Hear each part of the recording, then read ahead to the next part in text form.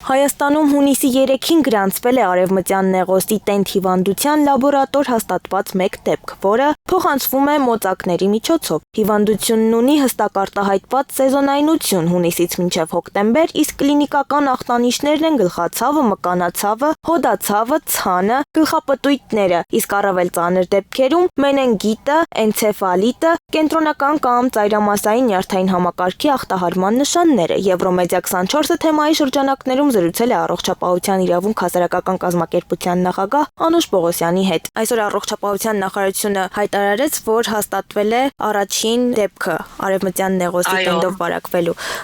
Խնդրում եմ փոքր մանրամասնել, թե ինչի մասին է հիվանդությունը եւ ինչպես կարելի է պաշտպանվել։ Հիվանդությունը բացառապես փոխանցվում է մոծակներով,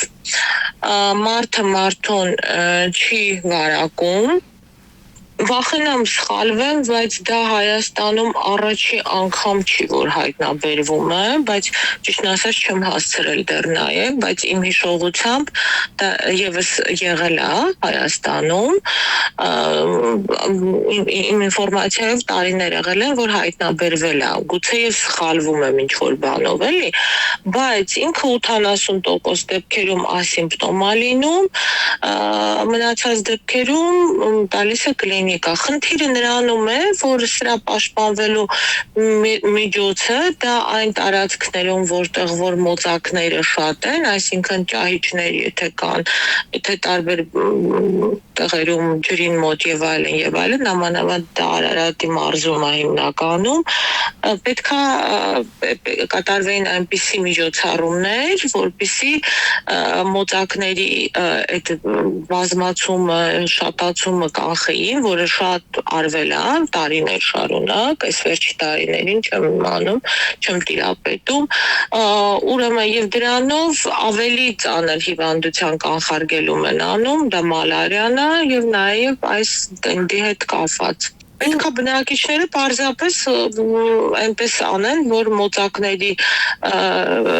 շատ մոծակներով տարածքներում չլինեն, պետք է ուրեմն տարբեր կանխարգելիչ մեթոդներ անեն, որպեսզի մոծակների բնակարաններում բանում չլինի եւ այլն, այսինքն մոծակների դեմ պայքարը, որտեղ մարդը մարդուն չի վարակում, դա բացառապես մոծակի խայթոցից է լինում։ Իսկ ինչ որ լուրջ հետևանքներ կարող է առաջացնել։ Նայեք, գրականությունում չի տալիս ինքը լուրջ հետևանքներ, ընդհանուր ուրեմն կլինիկա է տալիս, բարձր ջերմություններ, էլի եմ կրկնում, 80% դեպքերում ասիմպտոմա, անգամ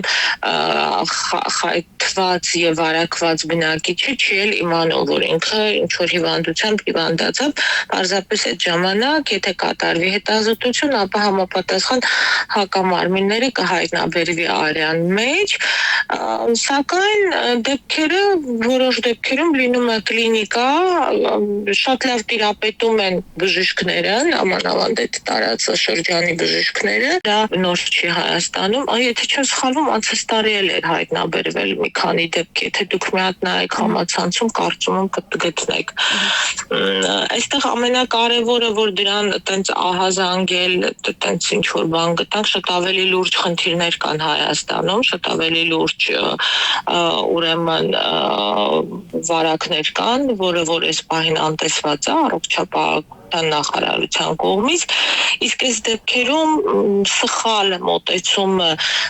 բնապահպանական, այսինքն մոծակների դեմ պայքարը, միջատների դեմ պայքարը բերելու է նրան, որ նմանատիպ վարակները ավելանալու են։ Դրանից ավելի վտանգավոր եւ ավելի ծանր է մալարիա,